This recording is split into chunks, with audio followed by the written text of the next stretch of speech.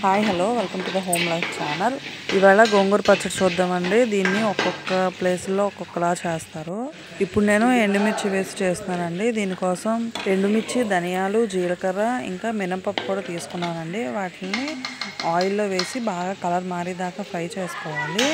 First మినపప్పు, next ధనియాలు, జీలకర్ర, లాస్ట్లో ఎండుమిరపకాయలు వేసి బాగా ఫ్రై చేసుకోవాలండి. కలర్ మారాక తీసి ఒక ప్లేట్లో బాగా చల్లారబెట్టుకోవాలి మిక్సీ ఆడడానికి. ఆకుకూరల్ని ఏదో ఒక రూపంలో కన్జ్యూమ్ చేస్తూ ఉండాలండి. గోంగూరలో కూడా ఐరన్ కంటెంట్ బాగా ఎక్కువగా ఉంటుంది. నెక్స్ట్ హిమోగ్లోబిన్ పర్సెంటేజ్ కూడా గోంగూరని రెగ్యులర్గా తీసుకోవడం వల్ల పెరుగుతుంది. ఇది నేను గోంగూరని మొత్తం ఒలుచుకొని శుభ్రంగా క్లీన్ చేసి పెట్టుకున్నాను. ఇది నిల్వ పచ్చడి ఏం కాదండి, జస్ట్ 3 to 4 days ఉంటుంది అంతే. ఫ్రిడ్జ్లో పెట్టుకుంటే 1 week ఉంటుంది, అంతకన్నా ఎక్కువ మాత్రం ఉండదండి. అదే మూకుట్లో కొంచెం ఆయిల్ వేసుకొని గోంగూరని కూడా బాగా మగ్గించుకోవాలండి. నేను మీడియం సైజ్ కట్టలో 2 తీసుకున్నాను. ఇది నాకు మగ్గడానికి 4 to 5 minutes పడుతుందండి. దగ్గరే ఉండి బాగా కలుపుకుంటూ ఉండాలి. కొంతసేపటికి కలర్ మారుతుంది. ఈ కలర్ మారే టైంలోనే కొంచెం సాల్ట్ ఇంకా పసుపు కూడా యాడ్ చేసుకోవాలి. యాడ్ చేసుకొని బాగా కలపాలండి. కలిపాక బాగా ముద్దలా అవుతుంది. ఈ పేస్ట్ని బాగా చల్లారనివ్వాలండి. ఈలోపు పోపుని మిక్సీ ఆడుకున్నాము. దీనికోసం పోపునంతటిని మిక్సీ జార్లోకి తీసుకున్నాను. ఇందులోనే ఒక 2 వెల్లుల్లి రెబ్బలు కూడా వేసుకుంటున్నాను పచ్చివే. తర్వాత చింతపండు కూడా యాడ్ చేసుకోవాలి. కొంచెం నాకు పులుపు కొంచెం తక్కువగా ఉంది, అందుకే కొంచెం చింతపండు కూడా యాడ్ చేసుకుంటున్నాను. ముందు ఇది కచ్చపచ్చగా పేస్ట్ చేసుకున్న తర్వాత గోంగూర పేస్ట్ కూడా యాడ్ చేసుకొని దాన్ని కూడా పేస్ట్ చేసుకోవాలండి. ఆ క్లిప్పింగ్ నాకు మిస్ అయింది. మొత్తం టోటల్ మిక్సీ ఆడాక ఇలా రెడీ అవుతుందండి. ఈ రెడీ అయిన దానికి ఇప్పుడు మనం పోపు పెట్టుకుందాము. పోపు కోసం మూకుట్లో ఆయిల్ వేసుకొని వెల్లుల్లిపాయలు యాడ్ చేసుకోవాలి. వెల్లుల్లిపాయలు బాగా కలర్ మారిన తర్వాత దాంట్లో ఆవాలు యాడ్ చేసుకోవాలి. ఆవాలు కూడా చిటపటమన్న తర్వాత అందులో కొంచెం జీలకర్ర కూడా యాడ్ చేసుకోవాలి.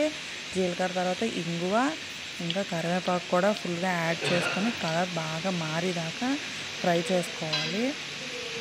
పోపు బాగా కలర్ మారేదాకా ఫ్రై చేసుకోవాలి. ఈ ఫ్రై చేసుకున్న దాంట్లోనే మనం మిక్సీ ఆడిన గోంగూర పచ్చడిని కూడా ట్రాన్స్ఫర్ చేసుకోవాలి. వేసుకున్న తర్వాత ఒక 2 minutes ఉంచి మనం స్టవ్ని ఆఫ్ చేసుకోవచ్చు. అంతేనండి, గోంగూర పచ్చడి రెసిపీ రెడీ అయిపోయింది.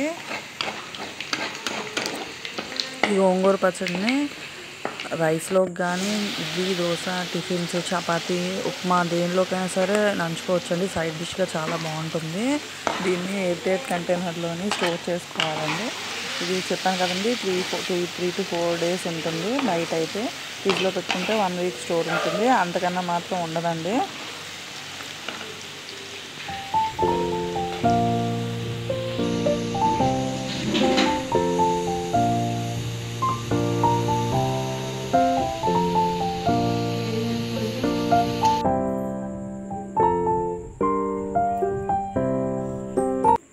ఒక ప్లేట్లోకి పచ్చడి తీసుకొని కలుపుకొని చూపిస్తున్నానండి. రైస్ తీసుకున్నాను, వైట్ రైస్ తీసుకొని బాగా పచ్చడిని బాగా కలుపుకుంటున్నాను. దీన్ని నేను ఫస్ట్ రాగా తీసుకుంటున్నాను. దాని తర్వాత దీనిలో కొంచెం నెయ్యి కూడా యాడ్ చేసుకుంటే బాగుంటుంది. దీనిలో నంచుకోవడానికి ఉల్లిపాయ తీసుకుని తింటే చాలా బాగుంటుందండి. ట్రై చేయండి. నేను ఫస్ట్ ముద్ద నెయ్యి అది ఏం లేకుండా ట్రై చేస్తున్నానండి. సెకండ్ టైము కొంచెం నెయ్యి యాడ్ చేసుకొని ట్రై చేస్తున్నాను. రెండు బాగున్నాయండి, బాగా కుదిరింది. మీకు ఎవరికైనా ఇంట్రెస్ట్ ఉంటే ట్రై చేయండి. ఇప్పటికే తెలిసి ఉంటుందండి మీకు, ఇది చేసింది నేను కాదు, మా మదరు. ఇలా చాలా సింపుల్గా గోంగూర పచ్చడిని బిగినర్స్ కూడా రెడీ చేసుకోవచ్చు అండి. కంటెంట్ నచ్చితే please like, share and subscribe. Thank you అండి. Thank you so much.